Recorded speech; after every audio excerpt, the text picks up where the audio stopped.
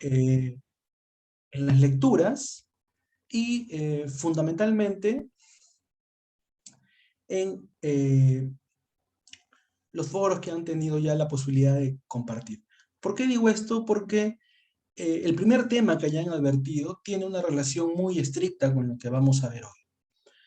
En segundo lugar, me parece también sustantivo que estos conceptos, estas definiciones que vamos viendo, podamos también llevarlos un poco ya a la praxis, sobre la base de estos aspectos que hemos visto. Así que yo les agradecería para hacer de esto una tarde un tanto dinámica y no sea solo un monólogo, que cada vez que requeramos hacer algún tipo de ejercicio, recoger sus opiniones, pueden hacerlo a través del chat del Zoom, o si lo consideran pertinente, también encender los audios, ¿no? Ya hemos utilizado esta mecánica y es mucho más rico recoger sus apreciaciones para poder complementar lo que vamos a ver, lo que vamos a ver ahora. Y es que en esa lógica nos interesa fundamentalmente que nos podamos escuchar, que nos podamos comunicar a través de esta forma de interactuar, ¿no? Y lo que me parece también muy sustantivo, y creo que daríamos un paso significativo, es que podamos cambiar un poco nuestra forma de entender la discapacidad, complementando lo que ya han visto anteriormente en el curso, en el módulo anterior, que podamos también entender cómo estas formas erradas de conceptualizar la discapacidad tienen un correlato directo con la afectación del derecho de acceso a la justicia de las personas con discapacidad. Y es que ahí yo parto de una premisa dentro del conjunto de barreras que enfrentan las personas con discapacidad. En general, tal vez el obstáculo más grande sean estos prejuicios y estereotipos que todavía tenemos hacia las personas con discapacidad, que todavía tienen muchas personas. Porque podemos tener, y es más, tenemos un buen bloque normativo respecto a los derechos de las personas con discapacidad en algunos sectores un poco más desarrollados, como en trabajo, en salud, ahora un tanto educación, y por ahí también lo que es accesibilidad a través del Ministerio de Vivienda, pero estos marcos no son suficientes si es que nos cambiamos nuestra forma de pensar, ¿no? Una ley no logra eso, y tal vez el contrastar este marco normativo con las barreras que se enfrentan nos podrá hacer cambiar un poco nuestra forma de entender y nuestra forma sobre todo de actuar. Entonces es en esa línea en lo que vamos a poder compartir en esta sesión, ¿no?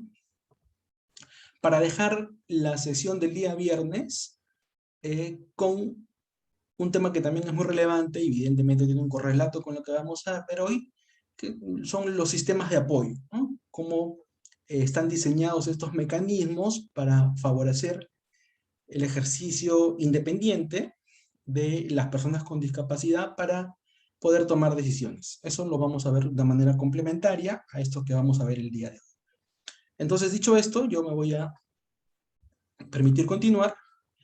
En principio, el derecho de acceso a la justicia no podría entenderse si es que no consideramos y tenemos también presente un concepto básico sobre accesibilidad. Y es que, finalmente, la accesibilidad, así como para el derecho de acceso a la justicia, es sustantiva para el ejercicio también de otros derechos. Porque no solamente tiene que ver con el ámbito urbano, con la infraestructura, con el entorno físico, y claro, qué duda acá de que eso es importante, pero muchas veces cuando se entiende este concepto solo con ese nivel de concepto, creemos que la accesibilidad se soluciona poniendo una rampa, ¿no? Y la accesibilidad tiene que ver con elementos que van mucho más allá.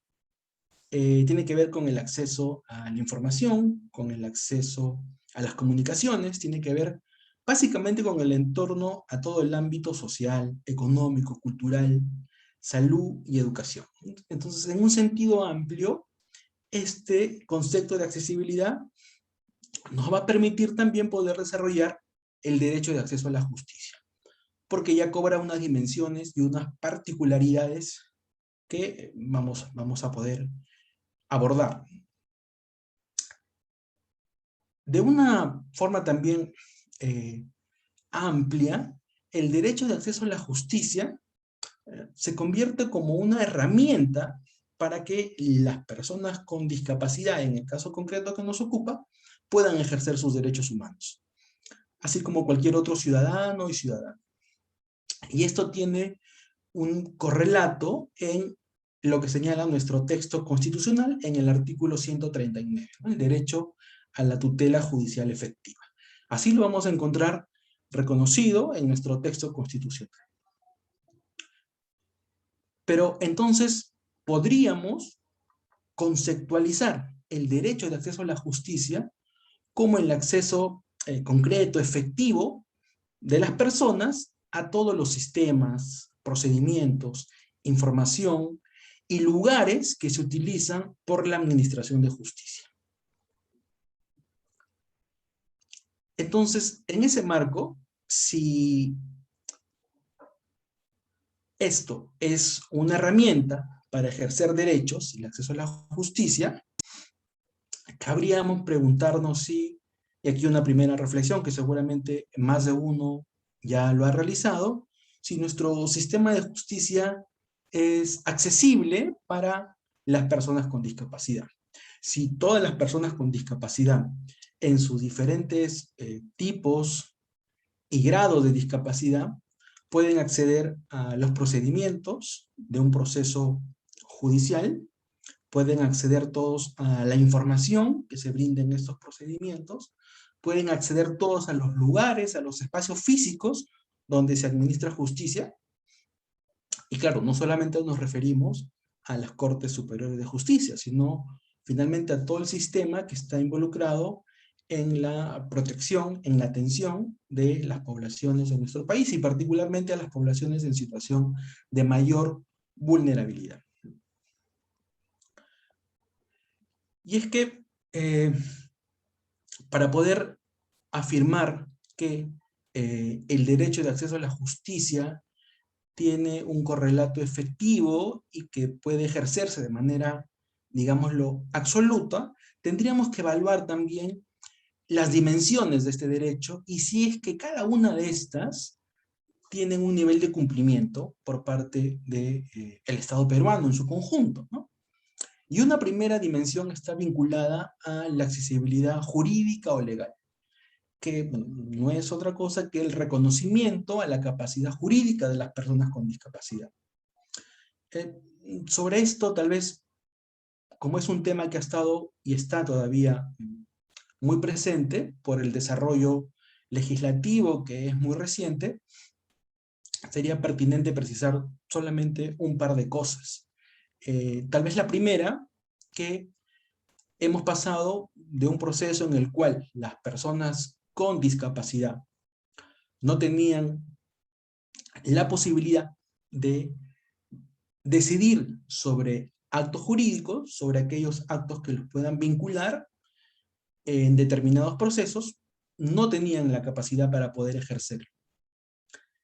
Con el cambio normativo, básicamente con el cambio de nuestro Código Civil, es una norma que tiene varias décadas atrás, 1980, en ese contexto la discapacidad no estaba presente, los conceptos y los enfoques sobre discapacidad eran absolutamente equivocados de cómo se entiende hoy la discapacidad.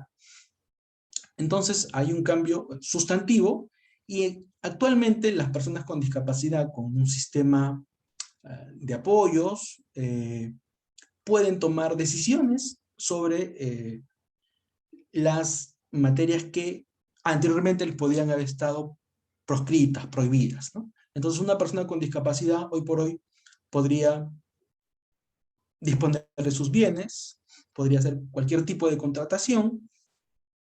Sin embargo, me parece pertinente que este tema lo podamos desarrollar en de una forma más amplia el día viernes porque tiene un correlato, como les decía en el inicio, con los sistemas de apoyo, con las salvaguardas, que son justamente instrumentos para poder garantizar que el acceso a la justicia, que la capacidad jurídica de la persona con discapacidad no se vea mancillada, no se vea manchada con cualquier otro elemento, ¿no? Que no se permitan los abusos sobre la toma de decisiones de una persona con discapacidad. Pero en ese sentido, entonces nuestro país tiene un avance sustantivo y se ha puesto de alguna forma en sintonía con otros países de esa parte del mundo, como Colombia, Uruguay, Argentina, que también ya habían pasado a reconocer la capacidad jurídica de las personas con discapacidad. Y aquí estamos en un proceso, como les decía, de tránsito, ¿no? Hay toda una regulación que se está complementando y que podremos discutir con mucho más tiempo el día viernes, ¿no? Y la accesibilidad física es otra de las dimensiones. Esto, que duda cabe, no requiere mayor análisis, porque es justamente la posibilidad de garantizar que las personas con discapacidad puedan ingresar a las instalaciones donde se administra justicia, ¿no? Tiene que ver con el acceso físico. Y otro elemento para medir si es que este derecho de acceso a la justicia es efectivo, tiene que ver con la accesibilidad a las comunicaciones. Es decir, si todas las personas con discapacidad pueden acceder a la información que se utiliza en las instituciones que administran justicia, ¿no? Si hay apertura para que se acepte, se facilite la utilización, por ejemplo, de la lengua de señas peruana, en nuestro caso, del braille, u otros medios o formatos que se pueden utilizar de manera alternativa para comunicarse, ¿no? Y fundamentalmente, respetando también la autonomía de las personas con discapacidad, poder estas elegir el medio de comunicación más idóneo para procedimientos de este tipo. Entonces, estas son las tres dimensiones que nos permiten eh, tener un estándar sobre el cumplimiento del ejercicio de este derecho de acceso a la justicia.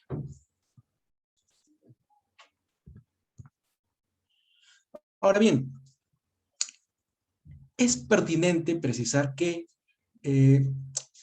muchas veces la perspectiva de discapacidad está ausente en los actos de la administración.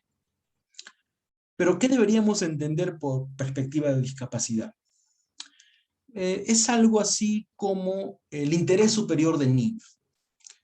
Cuando uno se refiere al interés superior del niño, lo primero que le viene a la mente es reflexionar, es pensar si es que aquella medida que voy a adoptar va a tener un efecto, va a tener un perjuicio sobre los niños, las niñas y los adolescentes en nuestro país, ¿no? Siempre hay que pensar en qué es lo mejor para ellos. La perspectiva de discapacidad es algo así, es algo así. ¿Y por qué lo cito? Porque finalmente encierra todos aquellos elementos que en el desarrollo del curso ya han estado bien, ¿no? La perspectiva de discapacidad exige que tengamos presente el modelo social de la discapacidad. Es decir, que la discapacidad no está en la persona, la discapacidad no es una enfermedad, la discapacidad está en la sociedad. Es la sociedad la que discapacita cuando no está preparada, cuando no está adaptada para acoger a la diversidad de nuestra población. La perspectiva de discapacidad implica también un enfoque de derechos humanos. Es decir, que basta solo el hecho de ser persona para tener los mismos derechos que cualquier otro ciudadano y ciudadana. La interseccionalidad, que nos permite también identificar cuando una persona, por sus diferentes condiciones, mujer, mujer con discapacidad rural, como estas diferentes condiciones en una misma persona también tienen una afectación distinta y por ende un grado de vulnerabilidad tal vez mucho mayor. Y la perspectiva de discapacidad también implica que se tenga presente la accesibilidad universal, los ajustes razonables y los sistemas de apoyo. Es decir, si no pensamos en discapacidad, si no actuamos en perspectiva de discapacidad, muy probablemente todos estos elementos en los cuales estamos señalando van a tener un correlato en la afectación de lo que hagamos, ya sea desde el espacio público o desde el espacio particular. Entonces, aquí hay un primer elemento. No se puede garantizar el derecho de acceso a la justicia si es que no actuamos con la perspectiva de discapacidad. Si es que en nuestros actos, más aún si somos actores públicos, si es que en nuestros actos no está presente la perspectiva de discapacidad.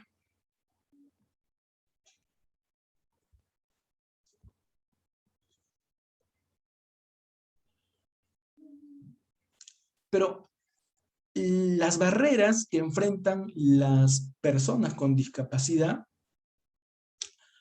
son similares, solo que tienen matices respecto al ejercicio de derechos. Y las barreras legales que suelen estar presentes en nuestro país, por ejemplo, ha variado mucho esto a raíz de este cambio legislativo que les señalaba hace un momento. Entonces ahora en nuestro país las personas con discapacidad podrían casarse, podrían votar, heredar, comprar, ¿no? O sea, no hay una norma que restrinja de forma directa o indirecta esta capacidad jurídica de las personas con discapacidad. Las barreras que enfrentan también las personas con discapacidad para acceder a su derecho de acceso a la justicia están vinculadas con las barreras comunicacionales, ¿no? Aquella información que es inaccesible, que no tiene los formatos adecuados para el tipo de persona con discapacidad que puede ser parte de un proceso. Y otro elemento sustantivo son las barreras actitudinales. Aquellos estigmas, prejuicios que todavía predominan y que hacen pensar que una persona con discapacidad no puede valerse por sí sola. Y eso tiene un correlato con un trato discriminatorio o finalmente alguna práctica que pueda restringir el ejercicio de derechos. Y las barreras a la infraestructura, que como ya hemos señalado, son aquellas que generan obstáculos para que una persona con discapacidad pueda desplazarse sin ningún tipo de inconveniente en una instalación donde se administre justicia. Ahora bien, sobre estas barreras vamos a hacer énfasis en algunas, particularmente porque desde nuestra perspectiva, tal vez un poco arbitraria, como señalaba hace un momento, son dos barreras las que pueden ser más influyentes en la afectación de los derechos de las personas con discapacidad. Y una de esas es justamente las actitudinales. Yo, como les decía, esbozo esto que una norma no te va a hacer cambiar tu forma de pensar, un protocolo no va a mejorar la atención de la población con discapacidad, sea el sector que sea, si es que nuestra forma de entender la discapacidad, nuestra forma de tratar a una persona con discapacidad, no cambia. Y para eso, sin duda, hay que tener no solamente conocimiento, sino también empatía. Y yo diría aquí una empatía desde el conocimiento, no empatía que se base en la caridad, en la pena o en la lástima, ¿no? Sino por el contrario, una empatía que desde el conocimiento me permite identificar que esa persona, la persona con discapacidad, tiene los mismos derechos que yo, que tiene y que merece el mismo trato que yo. Y eso creo yo se logra básicamente con el conocimiento de situaciones en las cuales una persona con discapacidad ve limitado o ve limitado permanentemente cómo se afectan sus derechos y cómo están presentes estas barreras para poder ejercerlos. Entonces, podríamos hacer aquí alguna primera reflexión. Ustedes se han dado cuenta cómo se expresan o cómo se dirigen hacia una persona con discapacidad. Y es que probablemente el uso coloquial de algunos términos, que pueden ser para nosotros muy divertidos, pueden ser ofensivos para una persona con discapacidad, o pueden encerrar conceptos peyorativos o prejuicios o estereotipos. Y es que también nuestros medios de comunicación, eh, la publicidad y tantos otros elementos, un vecino, un familiar, eh, podemos recibir información distorsionada sobre la discapacidad. Y eso genera cierta normalidad para el uso de estos términos para entender equivocadamente el concepto de discapacidad y los enfoques sobre discapacidad. Y vamos a encontrar noticias, prensa escrita, prensa hablada, que utilicen términos como estos, ¿no? Las personas con discapacidad sufren alteraciones mentales. Y como ustedes ya han podido advertir en el desarrollo del curso, la discapacidad no se sufre, la discapacidad no se padece, no es una enfermedad, es una condición de vida. Pero estos elementos que los vemos en el día a día, y los vemos en muchos lugares, tienden a agudizar estos estereotipos que hay sobre la discapacidad. Porque, como les comentaba, entiendo yo, se suele normalizar. Y no solamente están en los medios de comunicación, muchas veces también están en nuestros políticos, en nuestras políticas, utilizando términos de este tipo para tratar de ofender al opositor, ¿no? Y nuevamente, son términos que agudizan estos estereotipos y tienden a normalizar este tipo de conceptos sobre la discapacidad, ¿no? Es más, un ejemplo coyuntural, o ya no tan coyuntural, pero sí reciente, son las elecciones de este año, ¿no? Y en una mesa, en este proceso de impugnación y lucha por los votos que vivió el país con estos dos candidatos, en una mesa se observó que el acta electoral se cuestionaba porque estaban votando varios discapacitados. Bueno, además de utilizar un término equivocado, como ustedes ya conocen, ¿no? Pero se cuestionaba en esta mesa que varias personas con discapacidad hayan ido a ejercer su derecho al voto como cualquier otro ciudadano o ciudadana, ¿no? La sola presencia de una persona con discapacidad, o en este caso muchas, era elemento suficiente para poder cuestionar la mesa y la, digámoslo así, la calidad de los votos, ¿no? Y claro, como les decía, estas formas equivocadas de entender la discapacidad, esta forma eh, errada de entender el comportamiento, el actuar de una persona con discapacidad, tiene sus efectos, ¿no? Va a tener sus efectos en los actores que están inmersos en el sistema de protección, en las entidades que administran justicia. Porque tienen una combinación, estas barreras que se presentan, con nuestros estereotipos y nuestros prejuicios. Entonces, si una persona con discapacidad intelectual se acerca a una institución, por ejemplo, a presentar una denuncia, ¿cuál es el estereotipo frecuente que hay con esta población? Bueno, que las personas con discapacidad intelectual son problemáticas. Sí, Gaby, ¿quieres decir algo? Buenas noches.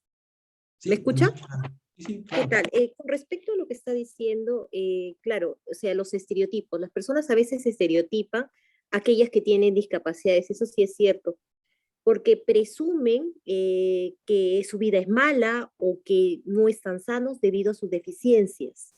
Entonces, ahí llevamos al prejuicio y a la discriminación. O sea, esas actitudes que a veces tenemos pueden provenir de ideas que personas tienen acerca de la discapacidad por la falta de información. Las personas pueden ver a la discapacidad también como una tragedia personal, como algo que se tiene que curar o prevenir, como un castigo por haber hecho algo malo o como una indicación de falta de capacidad para comportarse en la sociedad. Por eso es más complejo diseñar acciones a favor de las personas con discapacidad si no nos centramos, que es lo principal, en educación y la conciencia. Sí, Gaby, gracias por tu participación y realmente muy cierto, ¿no? Yo creo que ahí todavía tenemos un desarrollo todavía muy largo por hacer sobre un proceso de concientización, eh, diría yo, más poderoso, ¿no? Porque las principales barreras están aquí, en nuestra forma de pensar y entender la discapacidad. Y todavía no hay una campaña significativa que nos ayude a entender de una manera distinta la discapacidad. Y claro, como bien decías, poder empezar esto desde el colegio, desde las escuelas, en las universidades públicas y privadas.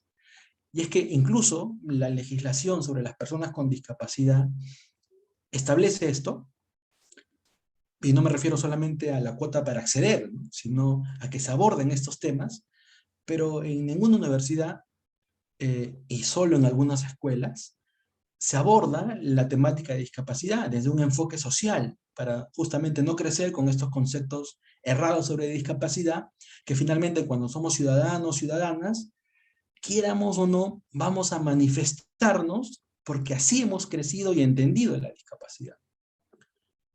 Eh, a ver, levantó la mano, no sé si lo pronuncio bien, me disculparán si no es así. ¿Traudel? Sí, así es, doctor Salas. ¿Qué Eh, tal? Buenas tardes. ¿Cómo está? Qué gusto de escucharlo. Realmente es muy interesante lo que usted nos está explicando y enseñando ahora. Yo hace mucho tiempo, más de 10 años, trabajo lo que es coach con niños, sobre todo, por esta cuestión del bullying, ¿no? Que es tan frecuente en los colegios. La conclusión es que el bullying se da justamente por falta de educación y de preparación en los niños. Porque si hay un niño que tartamudea o si hay un niño con algún tipo de discapacidad motora, o algún tipo de discapacidad, cualquiera que sea, los demás niños dentro de su ignorancia, porque es así, es que lo molestan y lo hacen sentir mal. Pero si realmente dentro de la currícula de educación saliera desde los pequeños de inicial, se les hablara de que existen personas con discapacidad y que tienen los mismos derechos, los mismos deberes, la misma capacidad realmente que ellos, pues entendería y se evitarían tantos problemas, ¿no? Y no solo cambiar el mundo desde las universidades, que ya lo entendemos, ya somos más racionales en poder controlarnos a veces en algunos aspectos de nuestra vida. Pero lo ideal realmente sería que desde pequeños, desde el colegio, se les enseñara, ¿no? Se les hablara de esto, de las barreras, de las discapacidades. Gracias. No, gracias a ti otra vez por la participación.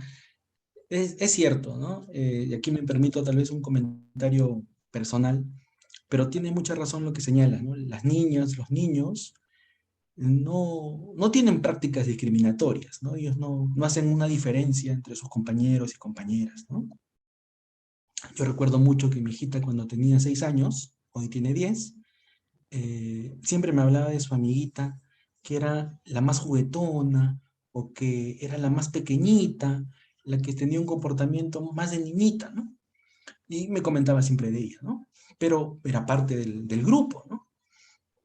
Y en una visita al colegio, alguna reunión seguramente de padres de familia, eh, me presenta a sus amiguitos, ¿no? Y entre ellos estaba esta niña, y era una niña con síndrome de Down.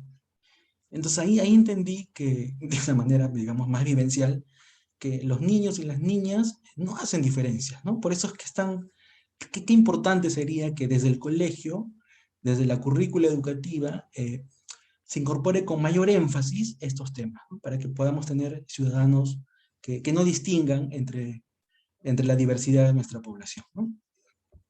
Pero bien, no me quisiera ocupar mucho de ese tema, aunque es un tema que particularmente siempre nos apasiona, ¿no?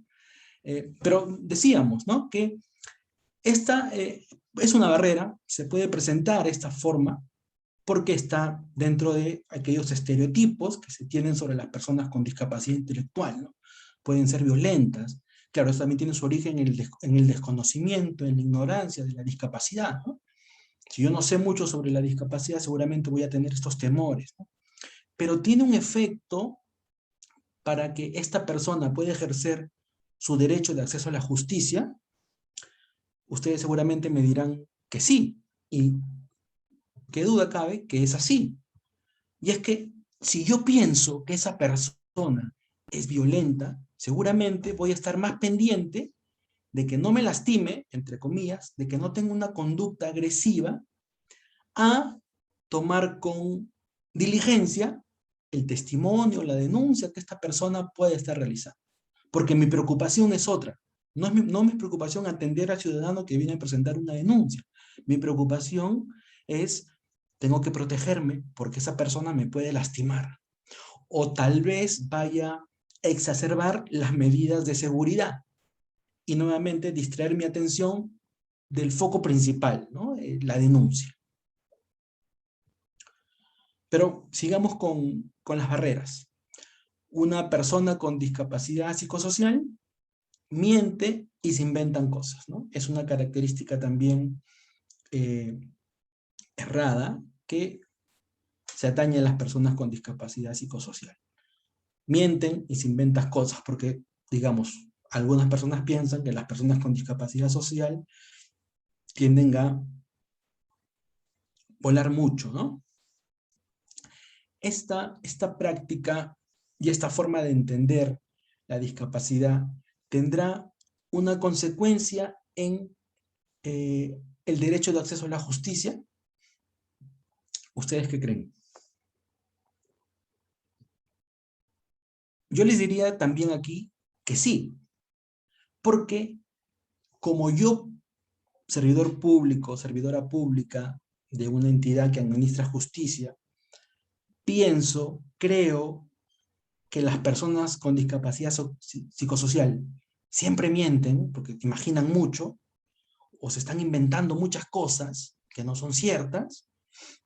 Probablemente yo o no registre la denuncia, o sea, no abro ahí una carpeta, no abro un expediente, y probablemente si esta persona que denuncia con discapacidad psicosocial es víctima, seguramente estaré generando una situación de impunidad frente a hechos delictivos que seguramente ni siquiera estaríamos en la disponibilidad de iniciar algún tipo de investigación, porque no creo lo que me dice esta persona con discapacidad social.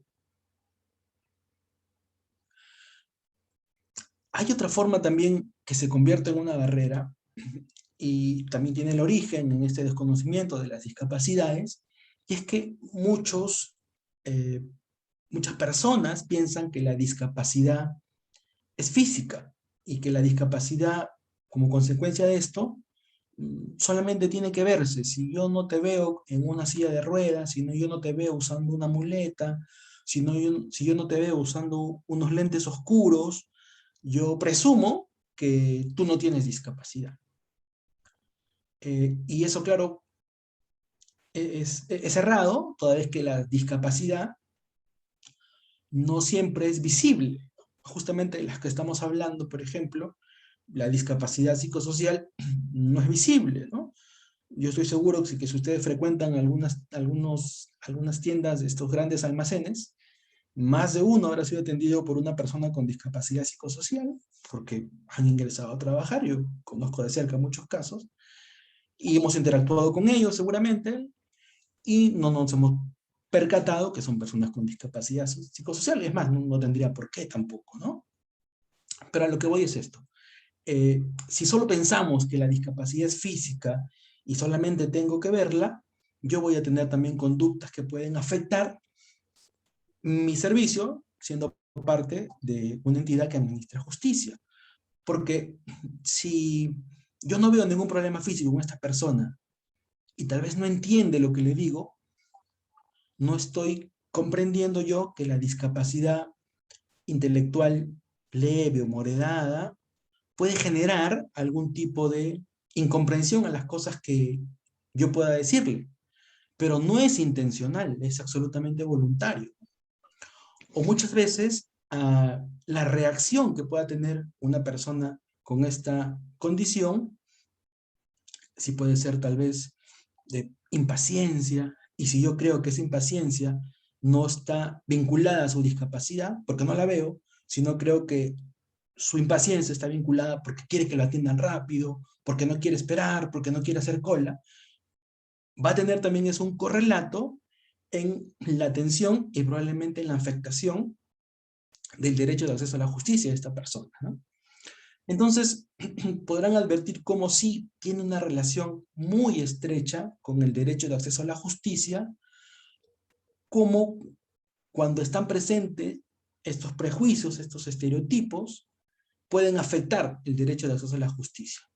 Y repito esto, estos prejuicios están presentes sobre la base de no haber recibido, como bien decían ustedes, información, educación en discapacidad, ¿no?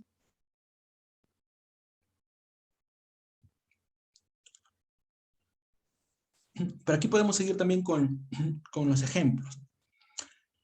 Las personas con discapacidad intelectual no pueden decidir por ellas. Ellas solas no pueden decidir.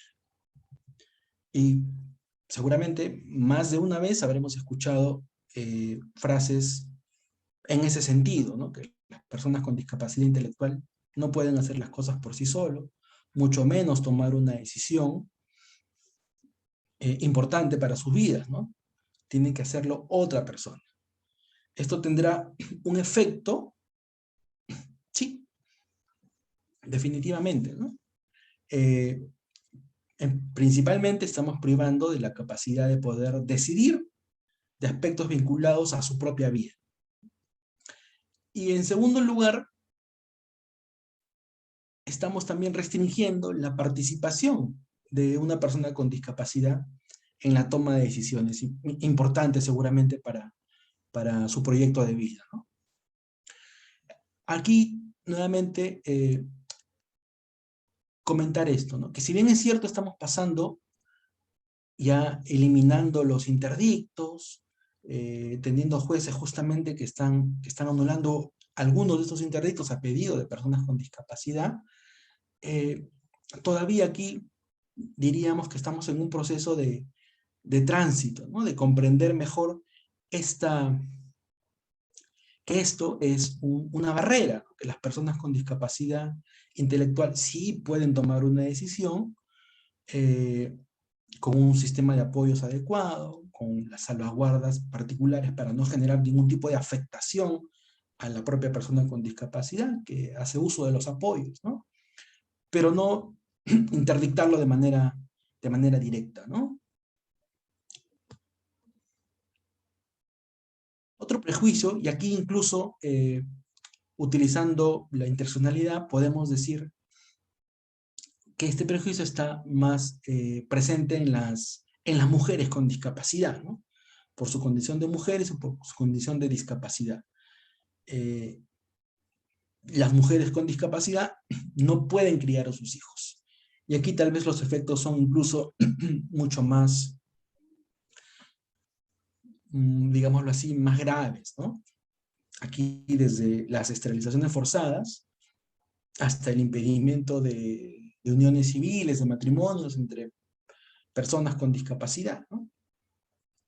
Pero en el ámbito, digamos, un poco más de los procesos judiciales, lo más probable es que también afectemos su derecho cuando le excluimos de algún proceso de tenencia o incluso quitarle la patria potestad de sus hijos, ¿no? Porque aquí ni siquiera se suele evaluar el tipo de discapacidad. Y con esto no quiero decir que algunas personas con discapacidad, por su tipo de discapacidad, estos procesos van a ser permisibles, ¿no?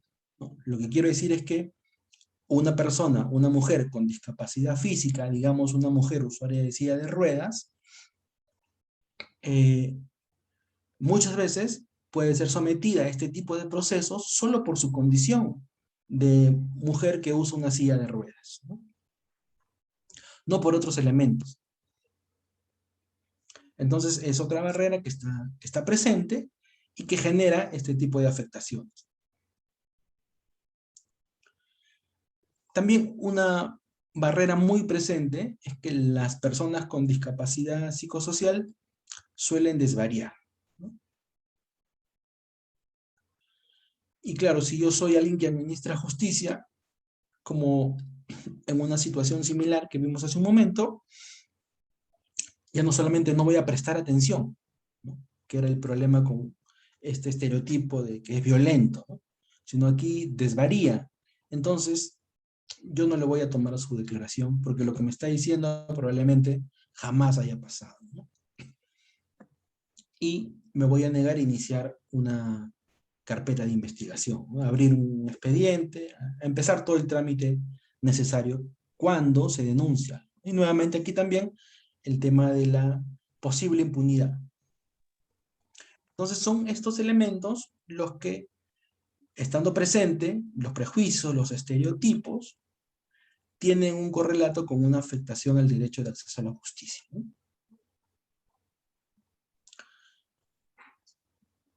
Otro elemento, pero que también no vamos a desarrollar en gran medida, es la barrera física, porque estoy convencido con las lecturas que han realizado, con el, el curso anterior, el tema anterior, han podido advertir cómo las barreras físicas también son un gran problema para que las personas con discapacidad puedan ejercer sus derechos. Si el transporte público no es accesible, una persona con discapacidad no solamente no podrá ir a la Corte Superior, no solamente no podrá ir a la comisaría, no solamente no podrá ir al centro de emergencia mujer, sino que no puede ir a trabajar, no puede ir a un establecimiento de salud. Por eso es tan importante la accesibilidad, y en este espacio particular la accesibilidad física, ¿no? Y claro, qué duda cabe que en los establecimientos que administran justicia, la accesibilidad es un elemento más que sustantivo, ¿no? Y aquí yo quería traer un ejemplo que no es de una persona que estaba ejerciendo su derecho de acceso a la justicia, sino más bien era de una abogada que forma parte justamente de la defensa, en un caso, en Sudáfrica, Esther Müller. Este es un caso importante porque esta mujer, que es una abogada, usuaria de silla de ruedas, no podía ejercer su profesión porque el establecimiento donde se administraba justicia era inaccesible. Y todos los días que esta mujer se apersonaba a la corte, todos los días tenían que llevarla en silla de ruedas y cargar esta silla de ruedas, porque no había otra forma, ¿no? Bueno, esta mujer hizo todo un proceso judicial y finalmente se determinó que el Ministerio de Justicia y Obras de Sudáfrica estaba teniendo conductas discriminatorias contra la señora Müller, bueno, y además todas aquellas personas que necesitaban algún tipo de accesibilidad física en este establecimiento, ¿no? Repito, no es una usuaria propiamente como justicia de un proceso, pero sí era una parte significativa, ¿no? Pues me pareció importante poder compartir también esto, porque la accesibilidad, claro, no solo tiene que estar pensado para un tipo de personas, sino para todas las personas que finalmente acuden a este tipo de instituciones, ¿no? Pero si pensamos que la accesibilidad para garantizar la administración de justicia es suficiente con que haya una rampa y que ya no hayan estas personas cargando, pero tiene que ver mucho con la afectación a la integridad, tiene que ver esto mucho con el trato inadecuado. Posición. Y obviamente voy a poner.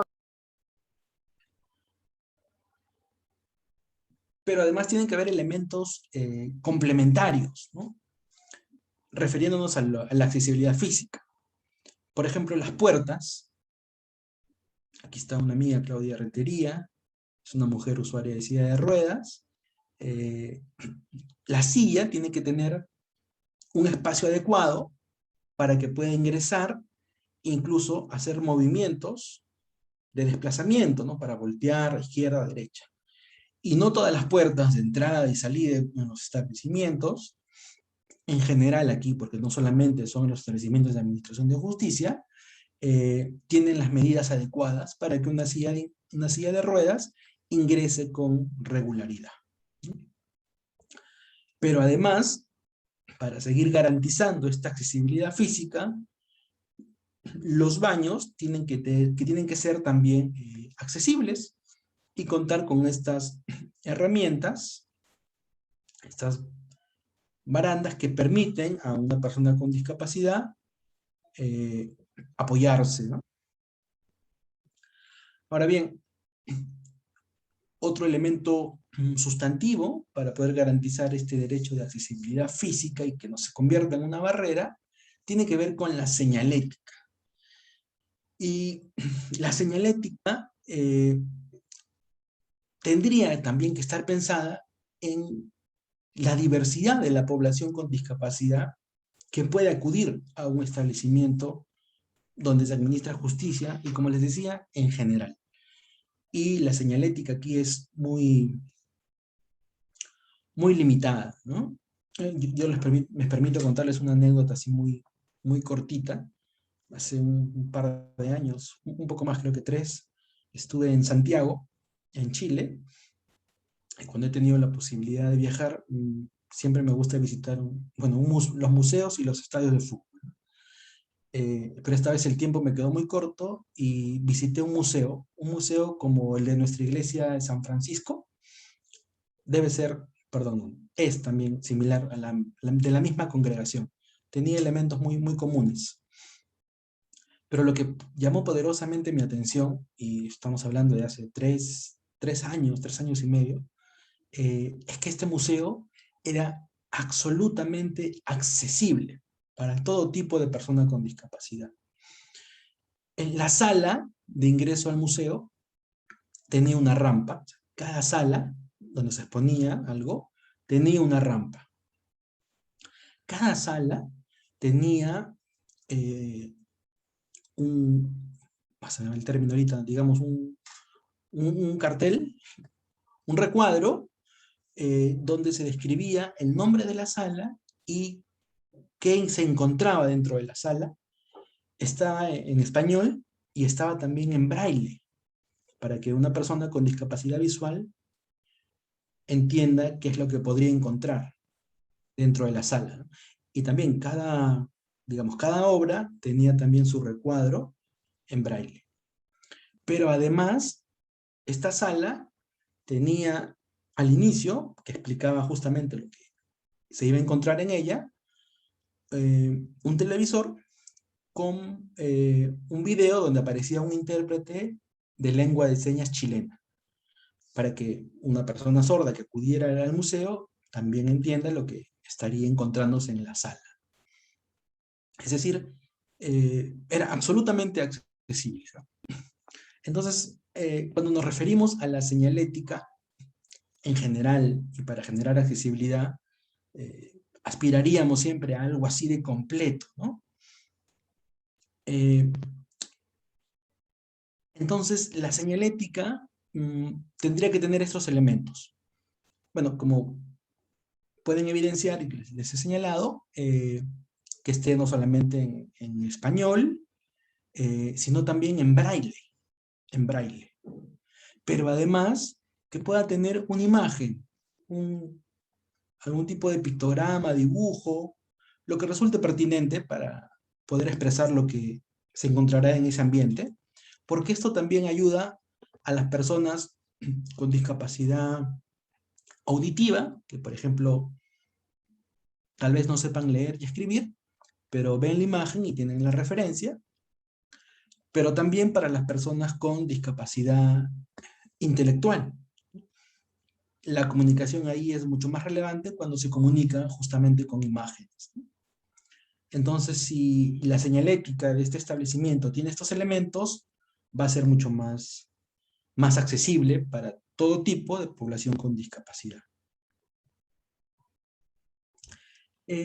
Y también, bueno, esto lo vimos en Colombia. En Colombia, bueno, Colombia tiene incluso, además de una especie de CONADIS como el nuestro, tiene un instituto nacional específicamente para las personas sordas, ¿no? Donde se encarga de articular las políticas con los diferentes sectores para las personas sordas. Y este instituto público tenía en cada puerta, cada oficina, además del cartel en español, en lengua de señas, en este caso colombiana, ¿no? Identificando qué área pertenecía a este espacio, este ambiente, ¿no?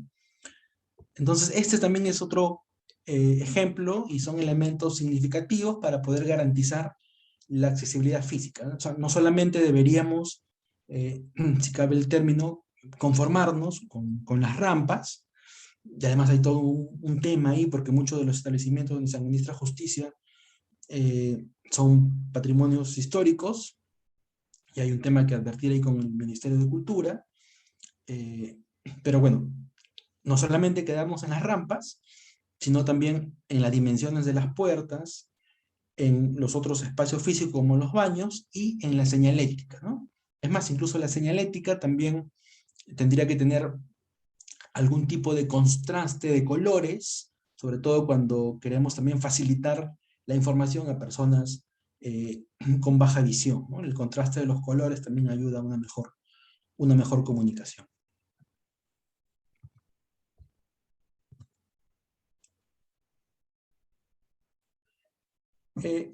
Otro tema también significativo, que no nos vamos tampoco, como les decía hace un inicio, desarrollar mucho porque queremos tocar con el sistema de apoyos y salvaguardas, que tiene una relación más directa con la capacidad jurídica, pero claro, se convierte también en una barrera cuando no se tiene presente estas características, cuando no se tiene presente estos conocimientos sobre la discapacidad, sobre las conductas y las características de una persona con discapacidad en particular, ¿no?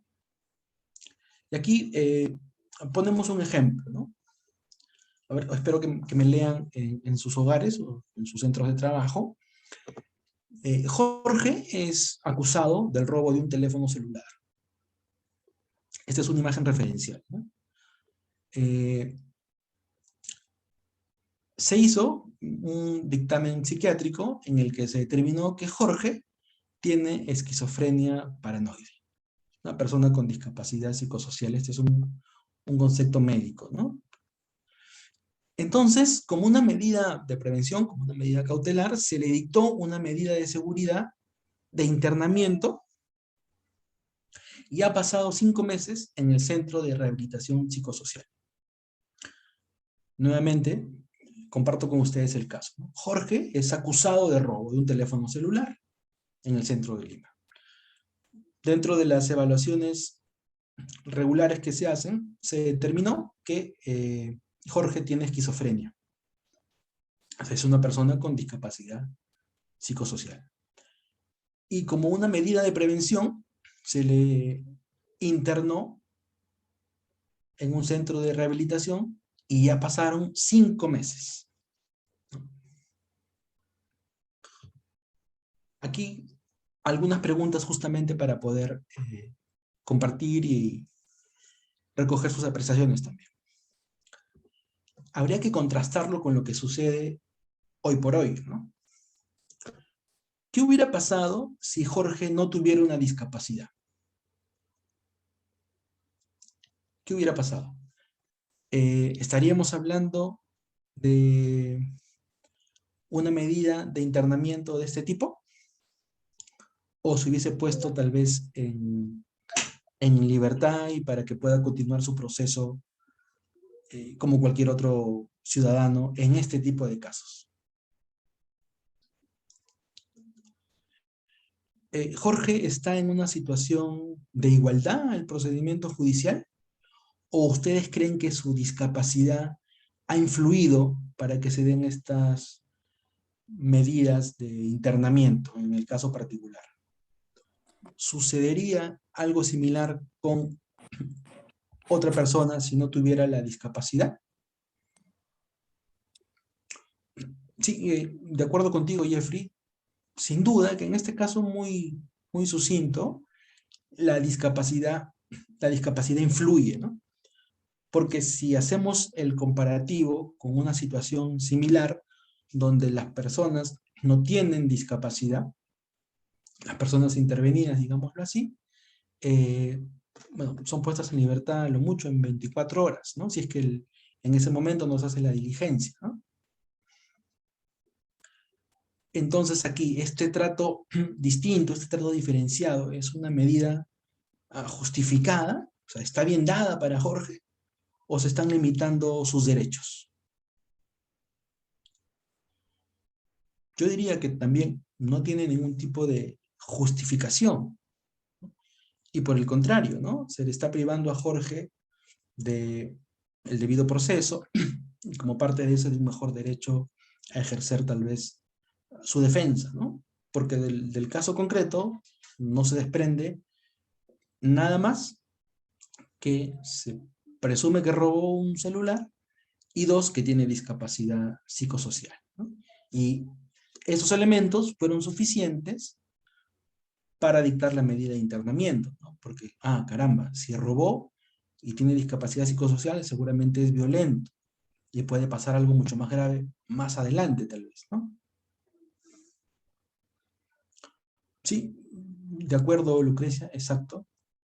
Hay que evaluar, sí hay que evaluar si amerita una medida de seguridad, exacto, sí. Pero claro, esto es un ejemplo un poco no, generado más bien, pero que tiene como base justamente estos prejuicios, que si bien es cierto, este es un caso ficticio, si uno recoge algunas noticias de hace no muy tiempo atrás, va a poder encontrar estos elementos, ¿no? Estos elementos que muchas veces determinan nuestros propios prejuicios y estereotipos de cómo proceder frente a situaciones en las cuales puede estar en juego el derecho de acceso a la justicia y todos sus elementos colaterales, ¿no?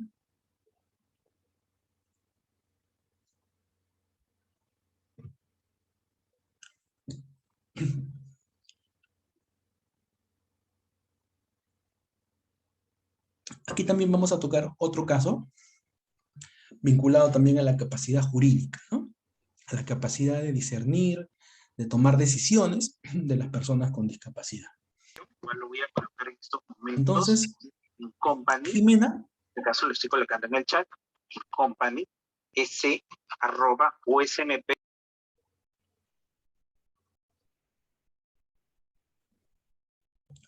Jimena tiene discapacidad intelectual moderada. Jimena tiene dos hermanos, Juan y Pedro. Ella vive con Pedro y con las hijas de Pedro, ¿no? María y Teresa. Ella quiere a sus dos hermanos, pero tiene un cariño mayor por Pedro porque viven juntos. Y Jimena cree y siente que su hermano Pedro se preocupa un poco más por ella. Juan la visita periódicamente, no todos los días, y en una ocasión, compartiendo un almuerzo, Pedro le dice a Jimena que sería conveniente que haga su testamento, para que tenga todos sus papeles en orden, ¿no? Pedro le gusta darle tareas sencillas a Jimena, para que también esté entretenida, ¿no? Que ocupe su tiempo. Y Jimena, luego de esta sugerencia de Pedro, averigua dónde puede realizar este trámite y le pregunta a Pedro, ¿no?, que quiénes cree que deberían ser sus herederos. Pedro, como su hermano, y bromeando, le dice que deberían ser María y Teresa. Y Jimena así lo hace. Tiene una entrevista con una notaria, que es amiga de la familia, o sea, conoce a los hermanos, conoce a Jimena, a Juan y a Pedro, tiene una reunión con ella, y le ofrece hacerle el testamento gratuitamente. Jimena lo firma y bueno, todo el procedimiento regular, ¿no? Se eleva a escritura pública, se registra. Entonces, en este caso,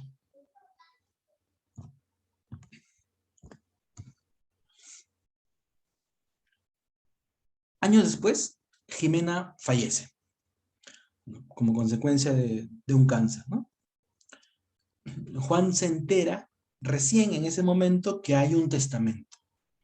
Entonces, como cualquier otro procedimiento similar, bueno, se hace la lectura del testamento y el testamento tiene la particularidad que inicia con esta oración. Hago este testamento por recomendación de mi hermano Pedro. Hago este testamento por recomendación de mi hermano Pedro. Juan cree que ha habido una influencia indebida de Pedro hacia Jimena Un pequeño y que el lo testamento debe ser anulado. puedan ver. Si por ahí tengo algún problema, no sé cómo descargar o cargar los materiales que voy a utilizar en esta capacitación. Entonces, en este caso, dos preguntas. Si Jimena no tuviera esta condición, ¿Juan desconfiaría de Pedro? Porque claro, Juan interpela esto porque en el testamento se empieza con la oración que da Jimena. Hago este testamento por recomendación de mi hermano Pedro. Entonces, nuevamente, si Jimena no tuviera dicha condición, ¿Juan desconfiaría de Pedro? ¿Qué piensan Para, ustedes? O sea, para si a mí nada, o no, sea, doctor, para nada, porque supuestamente está desconfiando por la condición de la discapacidad que tiene esta persona. Porque si fuera otra persona, pues no desconfiaría para nada. sí, sí, exacto, Gaby. Gaby, y dime, para poder cerrar Claro, estas doctor. preguntas, ¿y tú consideras que hubo una influencia indebida de Pedro Depende, hacia yo Jimena? en particular le pedí un consejo, es como que yo pido un consejo a mi hermano, oye, ¿qué me recomiendas? Ya decido yo, si tengo la capacidad de decidir, de poder dejar a quien yo quiera una herencia, ¿no? Es mi capacidad, es mi libre capacidad de decisión. Pero yo puedo pedir recomendaciones, claro está. Yo puedo pedir consejos, es parte de, pero eso no me hace impedimento a mi libertad de poder decidir, a mi capacidad, a mi libre albedrío.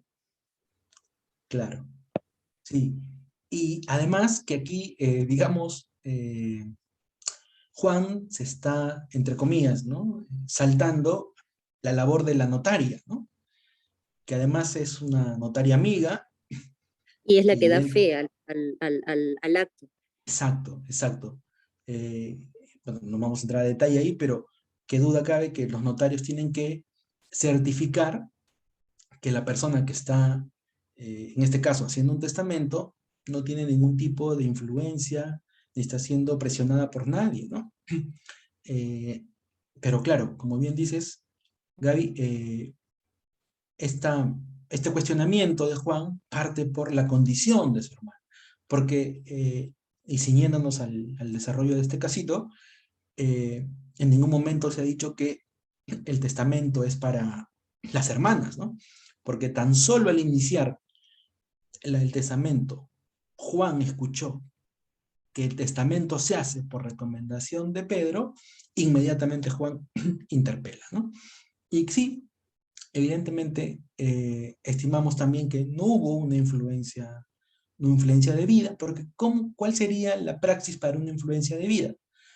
Que Pedro la haya llevado al notario, o que las hijas de Pedro hayan ido al notario, que Pedro haya hablado con la notaria, que se haya confabulado evidentemente para armar toda una patraña aquí, pero nada de eso pasó, nada de eso pasó. Como bien dice Javi, lo único que hizo Pedro es decirle que tenga sus documentos en regla, y Jimena ya tomó libremente su decisión respaldada, claro, por la labor de una notaria.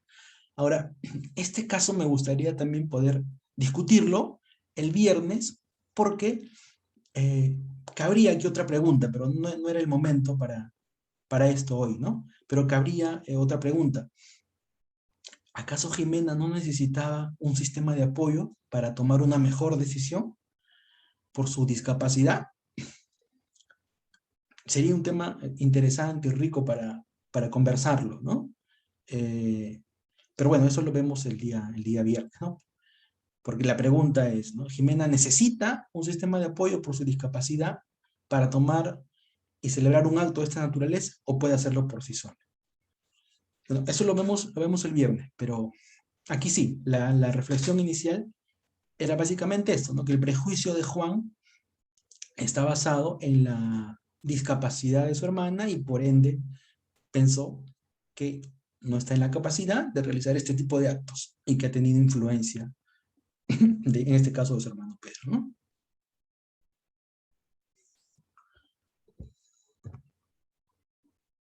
Muy bien, y la otra barrera, que es también común en general para las personas con discapacidad, para informarse, para comunicarse, aquí hay ejemplos múltiples también, ejemplos de la coyuntura. Si me permiten un paréntesis, en estas elecciones recientes que se hicieron, en el primer debate presidencial, el canal que organizó el debate no consideró a las personas sordas. ¿Qué quiero decir con esto? Que en el debate, donde estuvieron todos los candidatos, ya no recuerdo ni el número, creo que eran 10, todos los candidatos y candidatas, no hubo intérprete de lengua de señas. Es decir, las personas sordas no entendían absolutamente nada de lo que estaban diciendo cada uno de estos candidatos y candidatas. Es decir, para este canal, las personas sordas eran invisibles, o peor aún, no tenían por qué ejercer su derecho al voto informado, ¿no? Para la segunda vuelta, ya con estos dos últimos candidatos que llegaron a este proceso, 3 canales pusieron intérprete de lengua de señas. No saben cómo algunas amistades sordas estuvieron un poco más contentos porque había más de un canal. Frecuencia Latina, que tiene un intérprete de lengua de señas, sobre todo para los noticieros del mediodía. El canal del Estado, el canal del Estado, el evento lo organizaba el Jurado Nacional de Elecciones. Y todos estos lineamientos, igual la profesora en la... Y RPP también tuvo un intérprete de lengua de señas. El canal que realizó el primer debate y que también transmitió el segundo debate siguió en su misma lógica de no poner intérprete de lengua de señas. Lo que quiero señalar aquí es que las barreras de información y comunicación están presentes también en muchos actos de la vida diaria, siendo un actor público o un actor privado. Nuevamente, por la misma debilidad de tener presente estos enfoques, estos conceptos sobre discapacidad, sobre trato adecuado, sobre barreras, ¿no? Y en la administración de justicia también pueden estar presentes. Es evidente que un proceso judicial es formal, tiene ciertos parámetros, ciertos protocolos, y eso se manifiesta también en el lenguaje que se utiliza, en la forma como se dicen algunas cosas, en la forma como se escriben otras. Es más, muchas veces el lenguaje suele ser muy técnico y habría también cierta, si me permiten el término en un sentido positivo, resistencia, ¿no? A poder cambiar esa forma histórica, tradicional de redacción para plasmar resoluciones, para enviar notificaciones, ¿no? No obstante, una comunicación accesible también en los procesos judiciales tendría que emplearse términos mucho más sencillos, ¿no? El español incluso es muy rico en sinónimos, y uno puede comunicar algo de manera incluso muy pomposa, pero que seguramente muy poco comprensible, ¿no? Entonces, habría que tener presente también esto, ¿no? Además, no todas las personas con discapacidad conocen el español como lo conocemos nosotros. Incluso, según el tipo de discapacidad, la comunicación escrita, o sea, el español escrito, no va a comunicar nada si es que no está acompañada de algún pictograma o un lenguaje muy sencillo, ¿no? O cuando nos dirigimos a un actor que puede ser una persona sorda, el español, si es que esta persona sorda sabe leer y escribir, el español no lo va a entender como lo entendemos nosotros, Tengo que ¿no? poner un poquito más de esfuerzo para poder asistir y poder dar mis intervenciones, pues, ¿no? Esas serían mis recomendaciones. Igual les indiqué, ahí están el correo. Disculpen la pausa, que estaba haciendo un alto por el micro. Entonces, también tendría que estar presente este acceso en la información para una mejor comunicación, ¿no? Ahora, es cierto que, como les decía, hay una tradición, digamos, histórica en la redacción, pero incluso el protocolo de actuación para garantizar un mejor acceso a la justicia a las personas con discapacidad, que tiene una relación muy estrecha con el Plan Nacional de Acceso a la Justicia y a su vez con las reglas de Brasilia, como han visto y van a ver en un trabajo individual. La redacción sí puede tener una redacción fácil para una mejor lectura, ¿no? Y aquí les traemos un ejemplo de cómo se podría redactar una sentencia, ¿no? Es un amparo que sube a revisión de una manera muy, muy sencilla, ¿no? Ustedes van a poder revisar aquí el texto de una manera rápida, donde no hay términos técnicos, ¿no? Está la solicitud, en este caso de Tomás, donde se describe la petición que se hace al juez, justamente para que le quite la interdicción, porque la interdicción no le permite a Tomás tomar sus decisiones. Un juez de primera instancia no le dio la razón, no lo dejaron opinar. Y ya en la revisión, la sentencia describe que son los jueces de la Corte Suprema la que están revisando su caso y le dan la razón, literalmente citando ese texto, ¿no? Porque nadie te explicó qué es el juicio de interdicción ni te dejaron opinar. Claro, aquí no participó en el proceso, ¿no? Y esta es una forma de poder redactar de una manera no solamente sucinta, sino también precisa y directa, ¿no? Evidentemente aquí hay que seguir construyendo este tipo de redacciones, porque es lógico que la tradición cultural, histórica, de este tipo de resoluciones transite progresivamente, ¿no? Evidentemente también esto va a estar muy ligado a la participación de más actores en el proceso que tengan alguna discapacidad. Porque a partir de ahí se va a advertir la necesidad de comunicar de otra forma.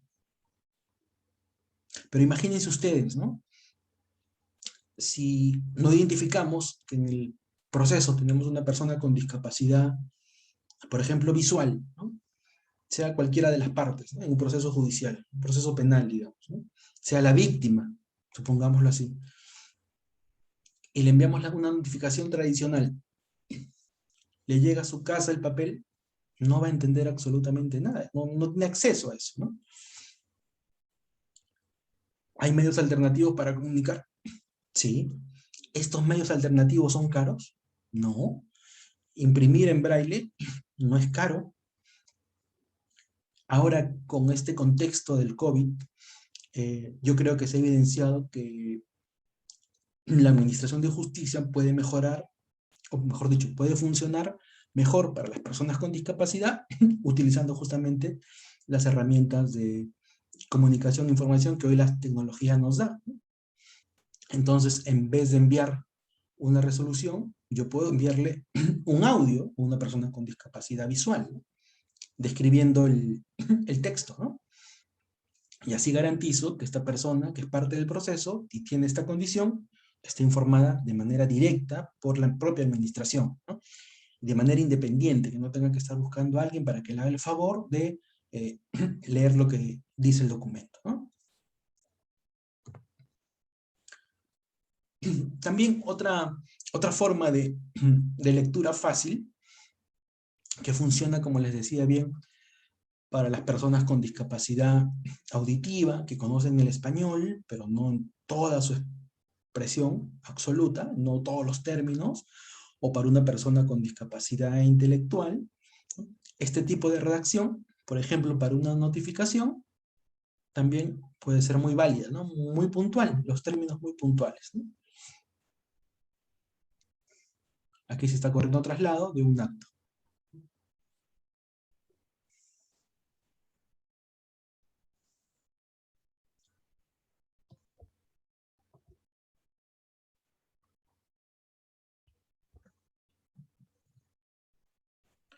Y como les decía, si estamos en un proceso donde participa una persona sorda, evidentemente para poder garantizar la accesibilidad del proceso, tenemos que tener un intérprete de lengua de señas peruanas, ¿no?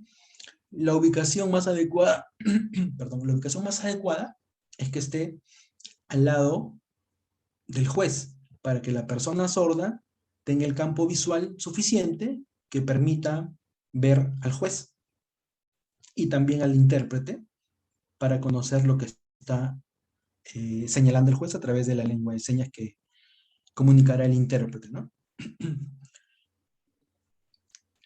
En algún momento podríamos tener también algún juez con discapacidad auditiva. Les comento que hay una organización americana que financia los estudios universitarios de abogacía, de derecho, a personas sordas. Y aquí en el Perú hay algunas personas que están justamente estudiando como parte de estas becas, ¿no? Así como está el juez Edwin Béjar, es una persona con discapacidad visual que tiene toda una historia muy significativa y es el juez que empezó a reconocer e invalidar interdictos o no amparar interdictos antes del cambio legislativo, ¿no? Solo amparado en la Convención de Naciones Unidas, ¿no?, sobre los derechos de las personas con discapacidad. Pero así como está el juez Edwin Béjar, en algún momento podríamos tener un juez con discapacidad auditiva y tendríamos que tener otro intérprete, ¿no? Un juez, un intérprete aquí, para que comunique lo que está diciendo el juez y la persona sorda pueda verla, ¿sí? Y aquí el intérprete de la persona sorda, ubicado aquí, para que también pueda verlo el juez y el otro intérprete, ¿no? Pero bueno, eso será seguramente en un futuro, esperemos, no muy lejano. Bien, pero para poder seguir garantizando el acceso a la justicia, como ustedes han podido advertir, para poder enfrentar estas barreras, es necesario hacer algún tipo de adaptaciones, hay que generar algunos cambios. Y estos cambios, en el marco de lo que señala la Convención de Naciones Unidas sobre los Derechos de las Personas con Discapacidad, son los ajustes razonables. Los ajustes al procedimiento, ¿no? Y aquí hay una diferencia sustantiva. Los ajustes razonables son muy específicos y aplican para otro tipo de derechos, ajustes razonables en el trabajo, en la educación. Los ajustes de procedimiento son específicamente para los procedimientos donde se administra justicia y están regulados justamente en el artículo 13 de la Convención. Los otros ajustes razonables están regulados en el artículo 2. Otra diferencia significativa es que existen excepciones para poder ejercer el derecho de ajustes razonables. Y permítame un ejemplo un tanto burdo, ¿no? Pero si yo soy una persona con discapacidad física y uso silla de ruedas y voy a postular a un puesto de trabajo donde las entrevistas regularmente se hacen en el piso 5 y el edificio no tiene ascensor, yo no puedo solicitar como ajuste razonable que me construyan un ascensor, ¿no? ¿Por qué? Porque aquí hay una carga desproporcionada al cual estaría el empleador, o el futuro empleador, o el posible empleador, obligado a realizarla.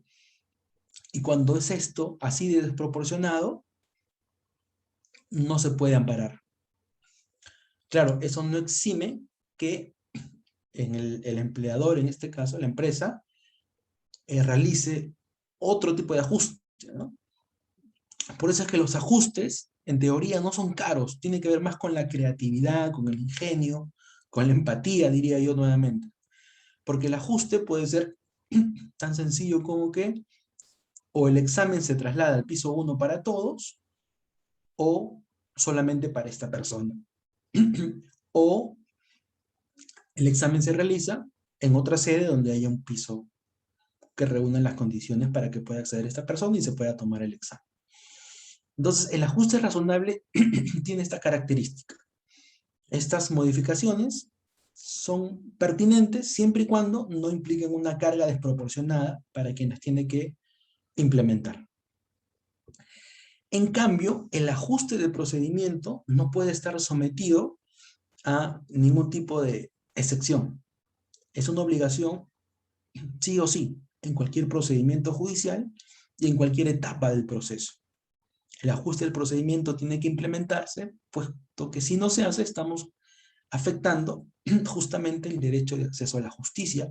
Incluso, según cada situación y cada contexto, estaríamos hablando también de alguna práctica discriminatoria, ¿no?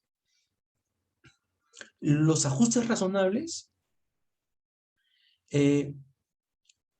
uno no puede preverlos de antemano, ¿no? Se implementa hasta que la persona lo solicita.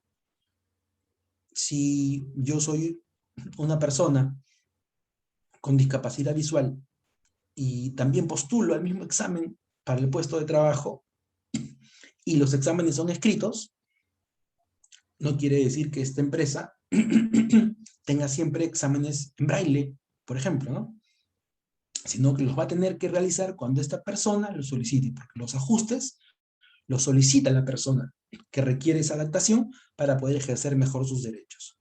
Entonces, la empresa le puede brindar el examen en braille o le puede brindar el examen en audio para que pueda escuchar las preguntas. Evidentemente le tendrá que dar un tiempo mayor para poder contestar, pero ese es el tipo de ajuste, ¿no?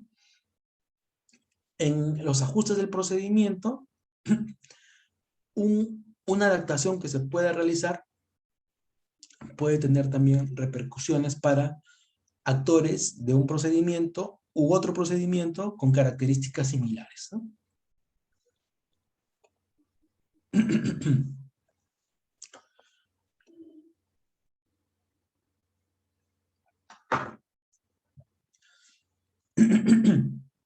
Disculpen. Aquí nuevamente vamos a entrar a interactuar un poquito más respecto a los ajustes. Nos vamos a poner también en situaciones particulares en las cuales podemos identificar a personas con discapacidad que hacen uso de las instituciones que administran justicia. El primer caso. Jorge es una persona con discapacidad psicosocial. Médicamente tiene un diagnóstico de un trastorno obsesivo compulsivo, ¿no? Él está acusado de robo. Ese es el contexto. La condición de Jorge es que él no puede concentrarse, sobre todo por periodos largos de tiempo. Es muy difícil, le cuesta mucho.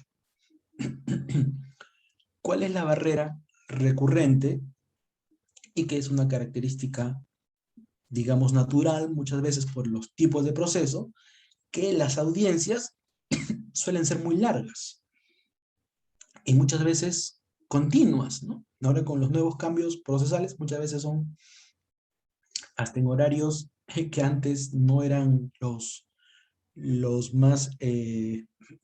los más, se me fue la palabra, los más,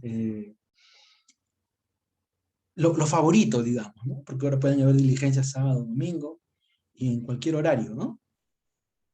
Bueno, pero en el caso de Jorge, él no puede soportar periodos largos por su condición, ¿no? ¿Cuál sería el ajuste aquí que habría que realizar? ¿Qué adaptación tendríamos que realizar? Hay algunas alternativas. En principio, podríamos hablar de ciertas pausas en el desarrollo de la audiencia, ¿no? Ahora, ¿cómo evaluar estas pausas? Claro, según el estado psicoemocional y cognitivo de Jorge, ¿no? Ahora, ¿y por qué esto no se puede tomar con antelación? Porque tenemos que, claro, haber identificado previamente para el proceso, para la diligencia, que Jorge tiene esta condición de persona con discapacidad psicosocial. Y además, porque en el desarrollo de la audiencia, si ya conocemos cuál es la condición de Jorge, vamos a evidenciar, vamos a identificar su comportamiento, y si este se manifiesta, habría que recomendar el desarrollo de estas pausas, ¿no? Claro, en coordinación con quien dirija la diligencia, ¿no? Y en segundo lugar, y esto ya tiene que ver más con un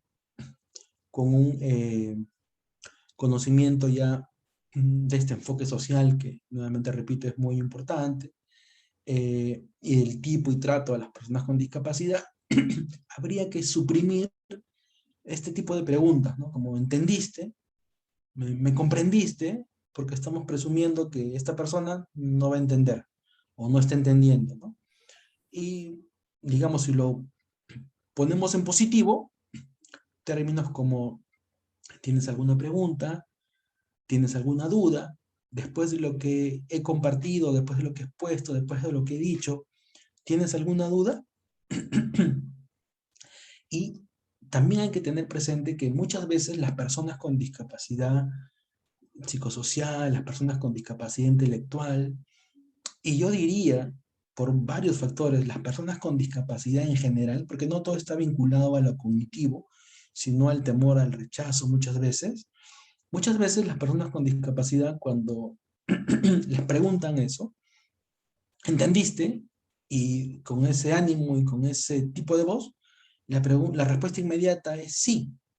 Entonces tendríamos que entrar a un grado de valoración de ese tipo de respuestas, porque muchas veces han aprendido o han entendido por la praxis que responder sí es mucho más sencillo y los alivia de muchas cosas, de maltratos, de reproches u otros. Entonces, siempre hay que ponderar la respuesta que se puede dar cuando hacemos ese tipo de preguntas, así que modificarla, porque al final el resultado va a ser el mismo, vamos a tener una respuesta de la persona, ¿no? Pero la forma de preguntar, en vez de entendiste, cambiarla por ¿tienes alguna duda? ¿Tienes alguna pregunta? Es mucho más positivo, ¿no? ¿Y qué ajuste tendríamos que realizar en el caso de Carla, ¿no? Carla tiene autismo y es la víctima en un proceso penal.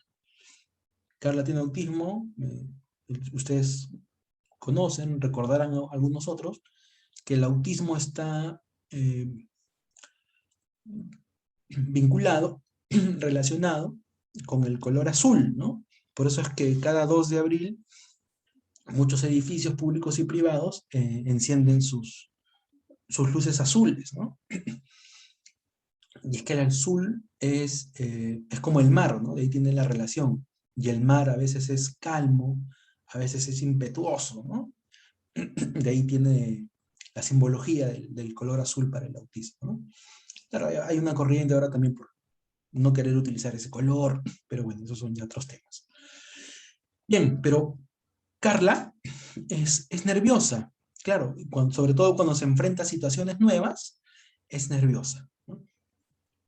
Y también tiene, bueno, yo diría que no es una dificultad exclusiva de Carla, sino dificultades para comprender el lenguaje jurídico, ¿no?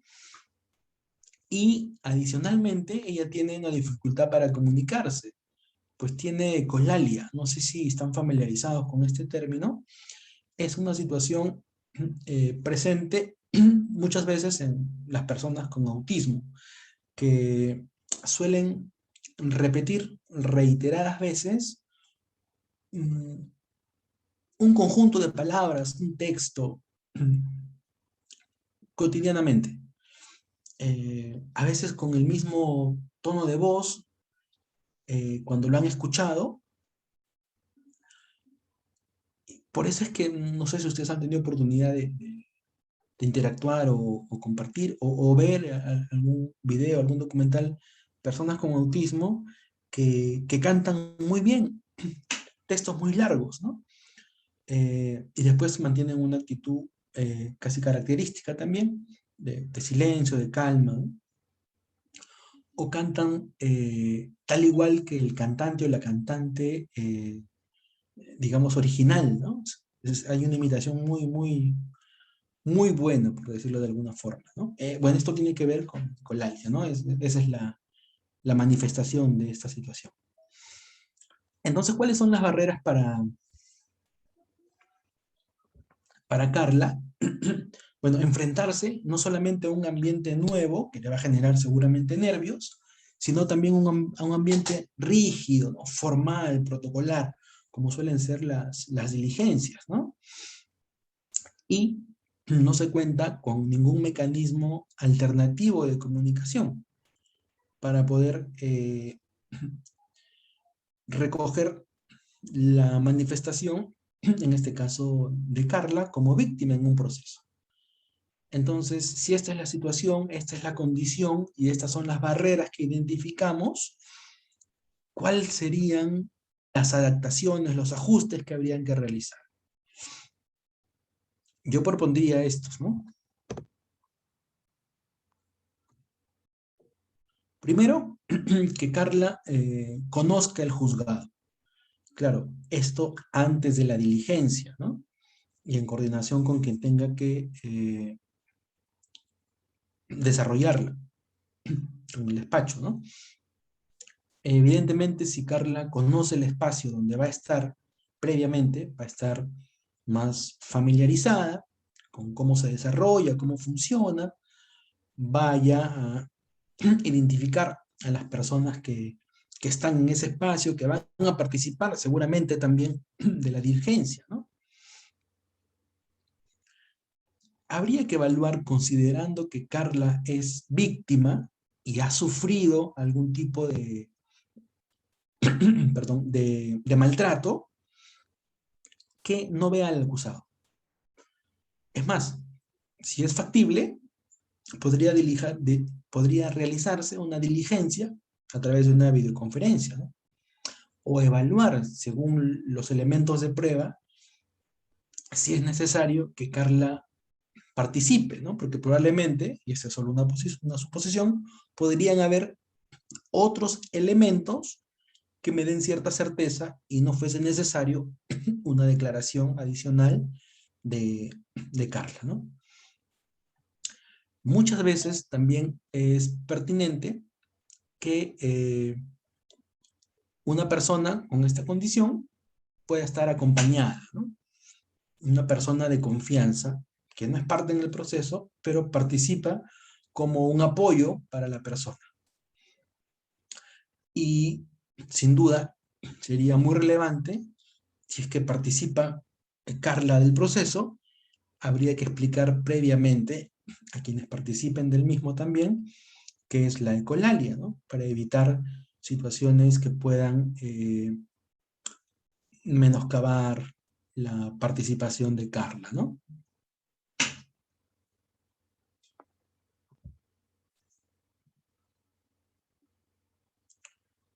Tenemos dos ejemplos adicionales.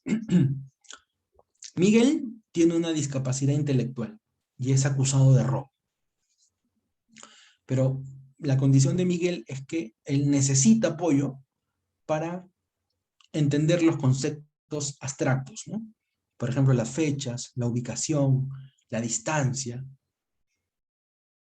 La barrera que encontramos es que no hay mecanismos alternativos de comunicación. Y Miguel no entiende o no entendería las preguntas tradicionales, ¿no? Si Miguel es acusado de robo, ¿cuáles serían las preguntas tradicionales? Bueno, sin ser muy, perdón, creo que había una intervención.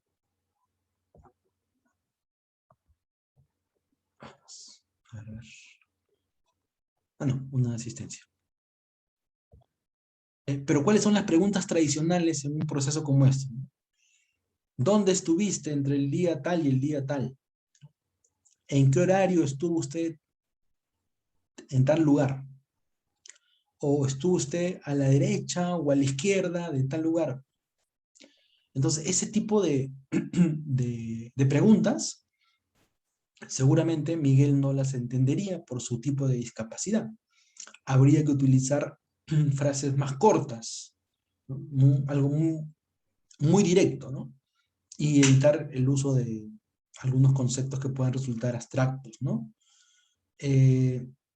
También habría que, así como el caso de Carla, habría que explicar el impacto de la discapacidad de Miguel, ¿no? Cuáles son sus efectos frente a situaciones como esta, dadas las características de Miguel. Eso para quienes participan del proceso, ¿no? Eso colaboraría en un mejor desarrollo de la diligencia, ¿no? Otra situación, Luis tiene una discapacidad psicosocial, ¿no? Y está acusado de la sustracción de menores. Su hijo, ¿no? No tiene la patria potestad, discutió de repente con la mamá de su hijo, y producto de la situación, no tomó otra mejor decisión que irse con su hijo al interior del país, ¿no? ¿Cuál es la condición de Luis en el proceso? Alterado, nervioso, estima que todos los que forman parte del proceso están en su contra, ¿no? Una persona que tuvo este tipo de praxis y tiene esta condición seguramente está muy estereotipada. ¿Y cuáles serían las barreras que enfrenta? Bueno, las que vimos hace algunas diapositivas atrás. Puede ser considerado muy peligroso. ¿Qué tipos de adaptaciones haríamos? Bueno, en principio, como pensamos que es peligroso, Luis, los protocolos de seguridad seguramente van a ser extremos. Y eso lo que generaría es una reacción tal vez más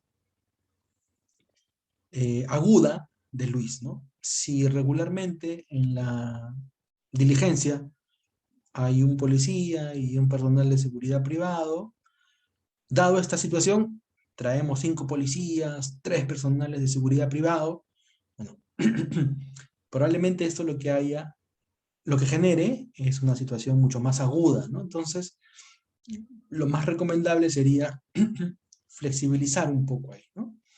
No ser tan evidentes incluso de las medidas de seguridad que se están tomando justamente para que Luis esté más calmado. Por el contrario, por su condición, que está alterado y nervioso, eso no va a ser ningún atenuante, va a ser todo lo contrario. Entonces, relajando un poco los protocolos, flexibilizándonos un poco, sin dejar de que sean seguros, claro está, se ayudaría mucho. El uso también de algún instrumento de relajación, como estas pelotitas que suelen usarse para liberar el estrés, ayudaría mucho también. Y algún otro aromatizador, como el agua de lavanda, en este caso para Luis, ¿no? Podría también generar un clima de tranquilidad para él.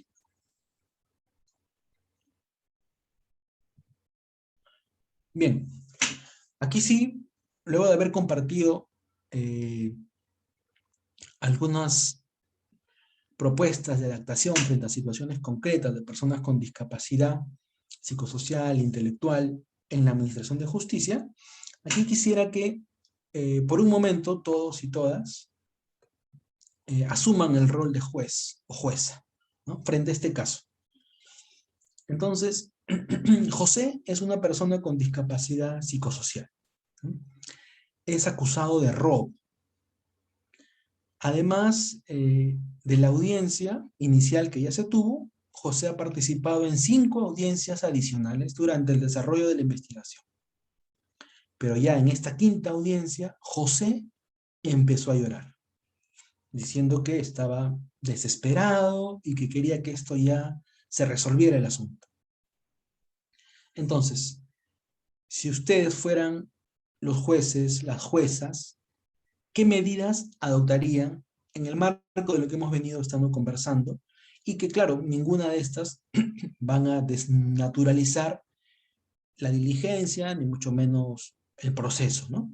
Pero, ¿qué medidas podrían adoptar ustedes si fueran el juez, la jueza que conduce este proceso? ¿Alguien se anima a compartir?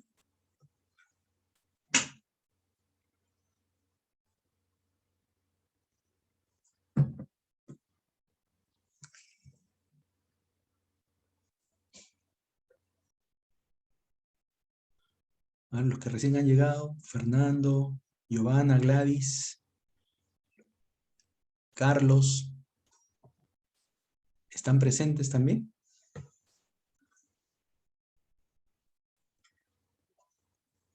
Bien, supondremos que la conectividad no es la más adecuada. Pero bueno, miren. Doctor, ¿Sí? no sería, disculpe, le saluda Gaby, no Dale, sí, sería dime. hacer las diligencias, bueno, en mi opinión, digo yo, hacerla por tiempos para no alargarlo, que no sea tan pesado, que sea un poquito más ligero. Sí, yo iba a proponer algo similar, Gaby. Tomarse recesos, por ejemplo. Sí, Lucrecia. Claro, podría ser por tiempos, ¿no? Tomando dependiendo de la conducta, o sea, Sí, buenas noches, doctor. Coincido en el sentido que usted también dice tomarse recesos. Finalmente uno tiene que apreciar mediante la inmediación el estado en que se encuentra la persona que va a declarar y si por su propia naturaleza está muy agitado, muy estresado, evidentemente se busca, ¿no?, llegar a la verdad, pero también de una forma que el declarante también esté en las mejores condiciones para que pueda prestarla y pueda ser mucho más claro en las versiones que podría darnos, ¿no? Sí, comparto también eso. Creo que, como bien dices, Lucrecia, el darle un receso le generaría cierta calma, volver a reformular y empezar nuevamente la diligencia, ¿no? Ahora bien, si somos conscientes de que habrían varias diligencias, como bien decía Gaby, de repente en cada una de estas diligencias tomar también el tiempo solamente necesario, ¿no? Y no extenderlas mucho. Porque justamente esta situación nos llevaría a tomar en cuenta algunas otras medidas justamente para poder prevenir y sin duda algunas ya en el desarrollo de una situación que pueda producirse como esta, ¿no? El apoyo emocional, por ejemplo, identificar o hacer que participe una persona que pueda ser un profesional incluso de la salud, que pueda brindarle el apoyo que esta persona requiere en ese momento. Sí, Lucrecia y Gerlis. Lucrecia primero y después Gerlis. Sí, también comparto la idea como usted, doctor, de que podría estar acompañado de un profesional de la salud, ¿no? A fin de que, digamos, pueda darle, digamos, los parámetros necesarios y también orientar al juez cómo poder llevar la diligencia de la mejor manera posible y también en el sentido también, a veces, muchas veces las preguntas, ¿no? El tipo de preguntas, digamos, que no afecten la sensibilidad o irritabilidad de la persona, ¿no? dado la situación de él, pienso que sería de mucha importancia la colaboración de un profesional de la salud. Sí, de acuerdo, gracias. Sí, Gelis, ¿tenías la palabra? Sí, buenas noches. ¿Qué Yo tal? creo que se debe, ¿no? Hasta cierto punto medir, ¿no? A veces en las audiencias los abogados somos un poco agresivos, ¿no? En intervención, en el interrogatorio, ¿no? Y habría que tener un poco, digamos, en este caso, una persona con discapacidad psicosocial, tener un poco de manejo de esa situación, ¿no? Para evitar que quizás empeore, ¿no? La situación de la persona, ¿no? En sí, ¿no? Y quizás hayan desenlaces fatales, ¿no? Se pongo el peor de los casos, ¿no? Pero el medir, ¿no? Y quizás incluso si esta persona con discapacidad tiene algún tratamiento psicológico, lleva alguno, consultar hasta cierto punto hasta dónde se puede intervenir, ¿no? Sin que esto afecte ya más, quizás, o agrave la situación en el caso de cosas psicosociales, ¿no? Es muy importante y creo que, bueno, yo soy abogado de experiencia y no he sentido quizás que se tenga cuidado actualmente en estas situaciones, ¿no? Y se deja un poco a la suerte, ¿no? De lo que pueda pasar. Gracias. No, gracias a ti por tu intervención. Y sí, como bien dices, en general, lamentablemente, en nuestro país, la salud mental eh, tiene un déficit de atención, ¿no? Muchas veces no es tomado en cuenta. Y eso sumado ya no solo a los estereotipos que hay para la población con discapacidad, sino también para los propios hombres, cómo hemos sido eh, criados, cómo hemos sido acostumbrados muchas veces. eh, Situaciones como estas pueden tener reacciones incluso mucho más negativas, ¿no? Por eso es que sí, yo comparto bien lo que señalas. Y además creo que en los procesos, si bien es cierto, tienen una carga protocolar importante y muchas veces también necesaria, pero un grado de flexibilidad puede haberse, ¿no? Por ejemplo, lo que estamos compartiendo, estos periodos de receso, o si consideramos que van a ser varias diligencias ya programadas, hacerlas estas un tanto cortas y evaluar, como bien decía por aquí, se movió, ¿no? Esto, pero acá está. Justamente Jeffrey, como bien decía Jeffrey, eh, hay que evaluar a la persona o esta persona puede haber llegado con un tipo de evaluación. Entonces esta evaluación nos va a permitir si es que va a ser necesaria la participación en el proceso como tal, la presencia física, dependiendo del tipo de proceso, claro está, y el grado de participación del actor, su condición, y se puede estimar por realizar una videoconferencia, ¿no? Ahora bien, a lo que iba con este grado de flexibilidad también, si esta sala se ha convertido ya en un elemento negativo para esta persona porque ha estado recurrentemente, la flexibilidad va por eso, de poder cambiar el ambiente tal vez, ¿no? Cambiar en otro espacio, de repente ya no con todos los elementos propios de un juzgado, sino con algo mucho más para un trato personal tal vez, ¿no? Sin todos los elementos propios de un juzgado, ¿no? Un espacio que pueda advertir que se está cambiando de ambiente justamente por la condición. Y así como el apoyo emocional, que sería de parte de un profesional, como bien han señalado también ustedes, una persona de confianza también sería muy pertinente dada una situación como esta, ¿no? Eh, Va a ser un elemento que facilite el desarrollo del proceso, eh, porque no siempre este apoyo profesional va a ser una persona de la confianza absoluta, en este caso de este actor, ¿no? Entonces sería pertinente que también ahí la flexibilidad entre a tallar, permitiendo que una persona que no es parte del proceso, pero que sí va a colaborar en este, dadas las particularidades del proceso y de uno de los actores, que participe, ¿no? Acompañando.